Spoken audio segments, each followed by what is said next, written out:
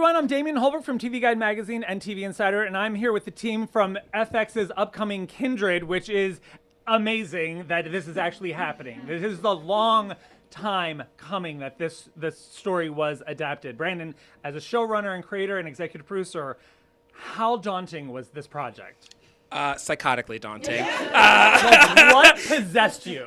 That's a great question. I think just like my sheer fandom of the book and of Octavia Butler is really what's driven me for the last 7 years of trying to bring this into this iteration, 7 years? 7 years. How old are you?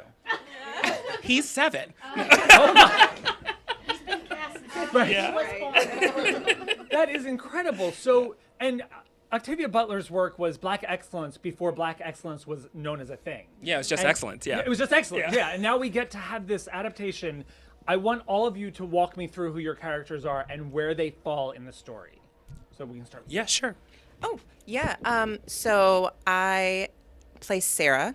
I am the head of the cookhouse, an enslaved cook.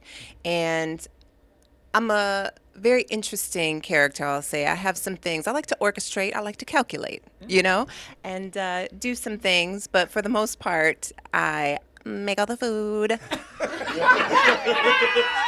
serve. Yeah. Right. I play Luke, who, also is in a not really a position of status, obviously, because of the circumstances of his life, but I think because of his skill and his intellect, I think he is somebody who believes that he can sort of improve his station. I'm definitely somebody who Dana encounters in the past. That proves difficult sometimes, trying to help Dana out. So, yeah. I play Kevin, who is a man from 2016, a electronic musician / waiter / fill in the blank. Oh, like most of the people here in New York City. Yes, a multi-hyphenate. And a great dancer. But he, he's from 2016, and then he meets Dana, Mallory's character. I play. I play Dana James. She is a woman from 2016, a young woman who is an aspiring writer, and she begins to mysteriously start traveling back and forth in time. I'm David Kaplan. I play Rufus Whalen in the 1815 sort of time period, and he's a mischievous, not so great kid, but he's working on it. Yes, I play Margaret Whalen. I'm Gail, and I am the mother of this working on it child.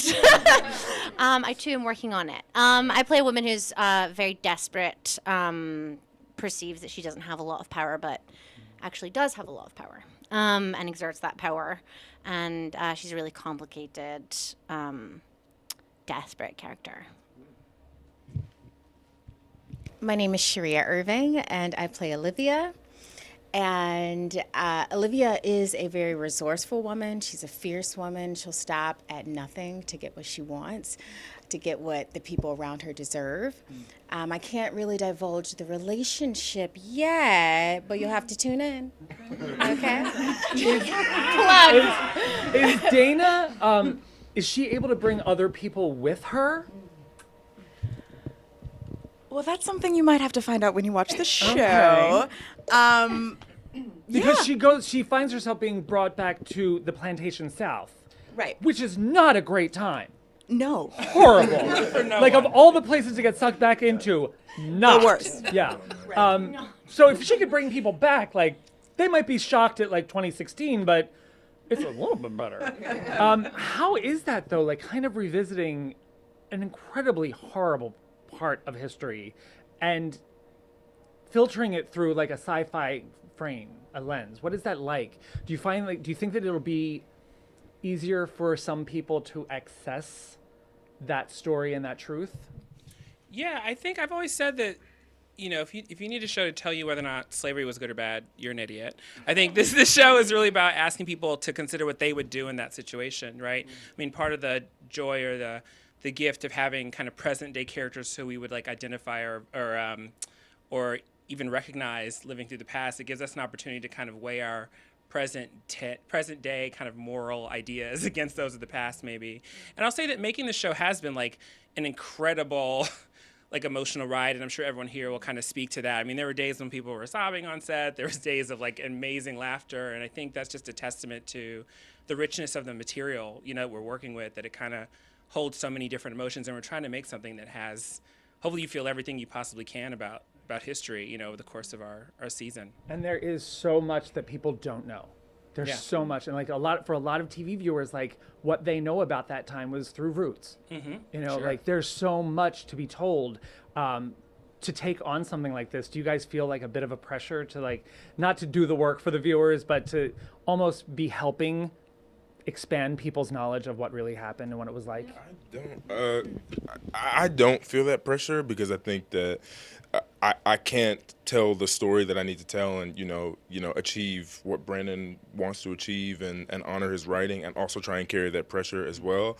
I trust his cast, I trust his team, I trust the network, I trust Octavia Butler. And so, like Brandon said, because of the richness of the material, I don't feel the pressure to do anything aside from tell Luke's story to the best of my ability, because I think if I do that, then the work I think that you're talking about gets taken care of for the audience because they see a human that they might recognize. So yeah. Yeah, I agree with what Austin said, but also for me I feel like there is a little pressure just because, you know, I remember decently well, you know, elementary school, you know, we learned about slavery, but it was extremely vaguely, and I think there is a bit of pressure to show that just how extreme it was, and it was much worse than we think, and much worse than schools taught it to be. Out of the mouth of babes, right? We're gonna drop the mic right there. Thank you guys. Congratulations to all of you. I'm so excited. It's like this is a property that I've been waiting to see brought to life, and honestly, in FX's hands, and you're like, I have all the faith. So, Kindred coming up on FX. Thank you all so much.